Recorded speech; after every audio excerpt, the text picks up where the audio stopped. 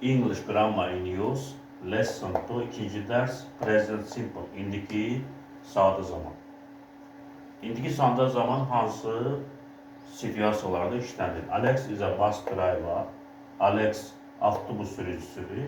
He drives a bus. O avtobus sürür.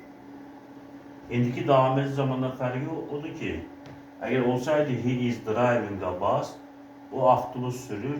Yani onun hazırda avtobus sürmesi devam edir. Ama burada bu situasiyada Alex is a bus driver, Alex avtobus sürücüsüdür. He drives a bus, o avtobus sürür. Yani onun işi avtobus sürməkdir və müntəzəm olarak etdiyi hərəkətdir. Düzəldilməsi isə indiki sadə zaman bütün fe'llər to ilə işlənir. To drive, to work, to write. Biz indiki sadə zaman düzəldəndə tonu atırıq və fe'li cümləyə daxil edirik. Bütün şəxslərdə I, we, you, they ilə drive işləyir, drive, work.